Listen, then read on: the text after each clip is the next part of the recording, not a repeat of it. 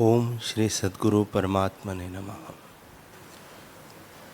श्री योग वशिष्ठ महारामायण उपशम प्रकरण सर्ग 11। श्री वशिष्ठ जी बोले, हे रामचंद्र जी, राजा जनक ने चित्त से वासना त्याग दी। जैसे सुषुप्ति रूप पुरुष होता है, तैसे ही वह जागृत में हो रहा। निदान दिन को यथाशास्त्र क्रिया करे और रात्रि को लीला करके ध्यान में स्थित हो। मन को समरस कर जब रात्रि क्षीण हुई, तब इस प्रकार चित्त को बोध किया कि हे चंचल रूप चित्त, परमानंद स्वरूप जो आत्मा है, वह क्या तुझको सुखदायक नहीं भासता, जो इस मिथ्या संसार सुख की तू इच्छा करता है। जब तेरी इच्छा शांत हो जाएगी, तब तू सार सुख आत्मपद को प्राप्त होगा। जो जो तू संकल्प लीला से उठता है, त्यों त्यों संसार जाल विस्तार होता जाता है। इस दुख रूप संसार से तुझको क्या प्रयोजन है? हे मूर्ख चित्त, जो जो संकल्प इच्छा करता है, त्यों त्यों संसार का दुख बढ़ता जाता है। जैसे जल सिंचने से वृक्ष की शाखाएं बढ़ती है, तैसे ही संसार के सुखों से परिणाम में अधिक दुख प्राप्त होता है। ऐसे दुख रूप भोगों की इच्छा क्यों करता है? यह संसार चित्तजाल से उपजा है। जब तू इसका त्याग करेगा, तब दुख मिट जाएगा। फुरने का नाम दुख है, इसके मिटे से दुख भी कोई न रहेगा। यह महाचंचल संसार देखने भर को सुंदर है, वास्तव में कुछ नहीं है।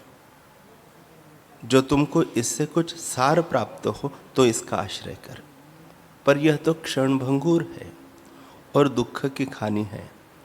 इसकी आस्था त्याग, आत्म तत्व का आश्रय कर और शुद्ध निर्मल होकर जगत में विचर, तब तुझको दुख स्पर्श न करेगा। जगत स्थित हो अथवा शांत हो, इसके उदय अस्त की वासना से इसके गुण अवगुण में आसक्त मत हो। जो अविद्यमान असत्य रूप हो, उसकी आस्था क्या करनी? यह असत्य रूप है और तू सत्य रूप है। असत्य और सत्य का संबंध कैसे हो? मृतक और जीते का कभी संबंध हुआ है? जो तो कहे कि चेतन तत्व ही दृश्य रूप होता है, तो दोनों सत्य रूप है और विस्तृत रूप आत्मा ही हुआ, तो हर्ष विषाद किसका करता है? इससे तू मूढ़ मत हो। समुद्र किनाई अक्षोभ रूप अपने आप में स्थित हो और संसार की भावना त्याग करके मान मोह मल को त्याग कर। इसकी इच्छा ही दुख का कारण है। इसको त्याग करके आत्म तत्व में स्थित हो, तब पूर्ण पद को प्राप्त होगा। इसलिए बल करके इसका आश्रय करके चंचलता को त्याग। श्री वशिष्ठ जी बोले, हे रामचंद्र जी, इस प्रकार विचार करके राजा ने सब काम किए और आनंद वृत्ति में उसका प्रबोधवान मन मोह को न प्राप्त हुआ। वह इष्ट में हर्षवान न हो और अनिष्ट में द्वेषवान न हो, केवल सम और स्वच्छ अपने स्वरूप में स्थित हुआ और फिर जगत में विचरने लगा। न कुछ त्याग करे, न कुछ ग्रहण करे और न कुछ अंगीकार करे। केवल वीत शोक होकर संताप से रहित वर्तमान में कार्य करे और उसके हृदय में कोई कल्पना स्पर्श न करे। जैसे आकाश को धूल की मलिनता स्पर्श नहीं करती। मलिनता से रहित अपने स्वरूप के अनुसंधान और सम्यक ज्ञान के अनंत प्रकाश में उसका मन निश्चलता को प्राप्त हुआ। मन की जो संकल्प वृत्ति थी, वह नष्ट हो गई और महाप्रकाश रूप चेतन आत्मा अनामय हृदय में प्रकाशित हुआ। जैसे आकाश में सूर्य प्रकाशता है, तैसे ही अनंत आत्मा प्रकट हुआ और संपूर्ण पदार्थ उसमें प्रतिबिंबित देखे। जैसे शुद्ध मणि में प्रतिबिंब भासता है, तैसे ही उसने सब पदार्थ अपने स्वरूप में आत्मभूत देखे। इंद्रियों के इष्ट अनिष्ट विषयों की प्राप्ति में हर्ष खेद मिट गया और सर्वदा समान हो प्रकट व्यवहार करके जीवन मुक्त हो विचरने लगा। हे रामचंद्र जी, जनक को ज्ञान की दृढ़ता हुई। उससे लोकों के परावर को जानकर उसने विदेह नगर का राज्य किया और जीवों की पालना में हर्ष विषाद को न प्राप्त हुआ। वह संताप से रहित होकर कोई अर्थ उदय हो अथवा अस्त हो जावे, परंतु हर्ष शोक कदाचित न करे। और कार्यकर्ता दृष्टि आवे, परंतु हृदय से कुछ न करे। हे रामचंद्र जी, तैसे ही तुम भी सब कार्य करो, परंतु निरंतर आत्म स्वरूप में स्थित हो रहो। तुम जीवन मुक्त वपु हो। राजा जनक की सब पदार्थ भावना अस्त हो गई थी। उसकी सुषुप्तिवत वृत्ति हुई थी। भविष्यवत की इच्छा नहीं करता था और व्यतीत की चिंतना नहीं करता था। जो वर्तमान में कार्य प्राप्त हो उसको यथाशास्त्र करे और अपने विचार के वश से उसने पाने योग्य पद पाया और इच्छा कुछ न की। हे रामचंद्र जी, जीव आत्मपद को तभी तक नहीं प्राप्त होता जब तक हृदय में अपना पुरुषार्थ रूपी विचार नहीं उपजता। जब अपने आप से अपना विचार रूप पुरुषार्थ जागे, तब सब दुख मिट जावे और परम समता को प्राप्त हो। ऐसा पद शास्त्र, अर्थ और पुण्य क्रिया से नहीं प्राप्त होता, जैसा अपने हृदय में विचार करने से होता है। वह पद निर्मल और स्वच्छ है और हृदय की तपन को निवृत्त करता है। बुद्धि के विचार रूपी प्रकाश से हृदय का अज्ञान नष्ट हो जाता है और किसी उपाय से नहीं नष्ट होता। जो बड़ा आपदा रूप दुख तरने को कठिन है, वह अपनी बुद्धि से तरना सुगम है।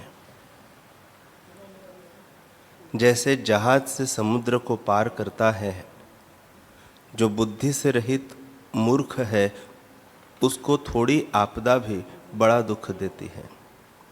जैसे थोड़ा पवन भी तृण को बहुत भ्रमाता है। जो बुद्धिमान है उसको बड़ी आपदा भी दुख नहीं देती। जैसे बड़ा वायु भी पर्वत को चला नहीं सकता। इसी कारण प्रथम चाहिए कि संतों का संग और सच्शास्त्रों का विचार करें और बुद्धि को बढ़ावे। जब बुद्धि सत्य मार्ग की ओर बढ़ेगी, तब परम बोध प्राप्त होगा। जैसे जल के सिंचने और रखने से फूल फल प्राप्त होता है, तैसे ही जब बुद्धि सत्य मार्ग की ओर धावती है, तब परमानंद प्राप्त होता है। जैसे शुक्ल पक्ष का चंद्रमा पूर्णमासिका को बहुत प्रकाशता है। जितने जीव संसार के निमित्त यत्न करते हैं, वही यत्न सत्य मार्ग की ओर करे तो दुख से मुक्त हो और परम संपदा के भंडार को पावे। संसार रूपी वृक्ष का बीज बुद्धि की मूढ़ता है। इससे मूढ़ता से रहित होना बड़ा लाभ है। स्वर्ग पाताल का राज आदि जो कुछ पदार्थ प्राप्त होते हैं, सो अपने प्रयत्न से मिलते हैं। संसार रूपी समुद्र के तरने को अपनी बुद्धि रूपी जहाज है और तब तीर्थ आदि शुभ आचार से यह जहाज चलता है। बोध रूपी पुष्पलता के बढ़ाने को दैवी संपदा जल है उसके बढ़ने से सुंदर फल प्राप्त होता है।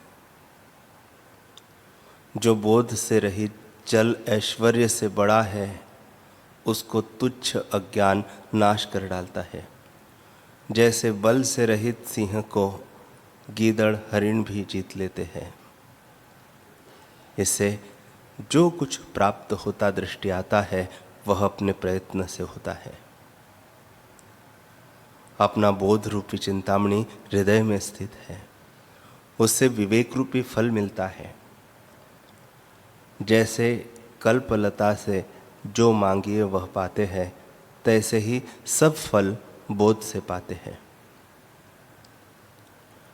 जैसे जानने वाला केवट समुद्र से पार करता है, अनजान नहीं कर सकता, तैसे ही सम्यक बोध संसार समुद्र से पार करता है और असम्यक बोध जड़ता में डालता है। जो अल्प भी बुद्धि सत्य मार्ग की ओर होती है तो बड़े संकट दूर करती है। जैसे छोटी नाव भी नदी से उतार देती है। हे रामचंद्र जी, जो पुरुष बोधवान है उसको संसार के दुख नहीं भेद सकते। जैसे लोहे आदि का कवच पहने हो तो उसको बाण भेद नहीं सकते। बुद्धि से मनुष्य सर्वात्म पद को प्राप्त होता है, जिस पद के पाने से हर्ष विषाद संपदा आपदा कोई नहीं रहती। अहंकार रूपी मेघ जब आत्म रूपी सूर्य के आगे आता है तो माया रूपी मलिनता से आत्मा रूपी सूर्य नहीं भासता। बोध रूपी वायु से जब यह दूर हो तब आत्म रूपी सूर्य ज्यों का त्यों भासता है। जैसे किसान प्रथम हल आदि से पृथ्वी को शुद्ध करता है, फिर बीज बोता है और जब जल सिंचता है और नाश करने वाले पदार्थों से रक्षा करता है, तब फल पाता है। तैसे ही जब आर्जव आदि गुणों से बुद्धि निर्मल होती है, तब शास्त्र का उपदेश रूपी बीज मिलता है और अभ्यास और वैराग्य करके उससे परम पद की प्राप्ति होती है। वह अतुल पद है, उस पद के समान कोई और नहीं। श्री वशिष्ठ जी बोले, हे रामचंद्र जी, इस प्रकार जनक की नाई अपने आप से आपको विचार करो और पीछे जो विदित वेद पुरुषों ने किया है उसी प्रकार तुम भी करके निर्वाणता को प्राप्त हो जाओ।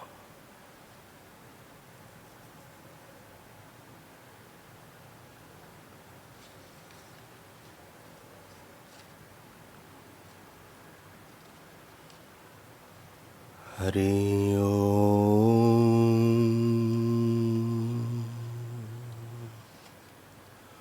हरि ओम।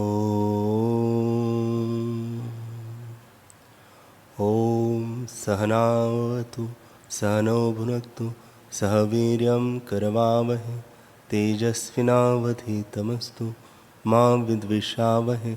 ओम शांति शांति शांति। श्री सद्गुरुदेव भगवान की जय।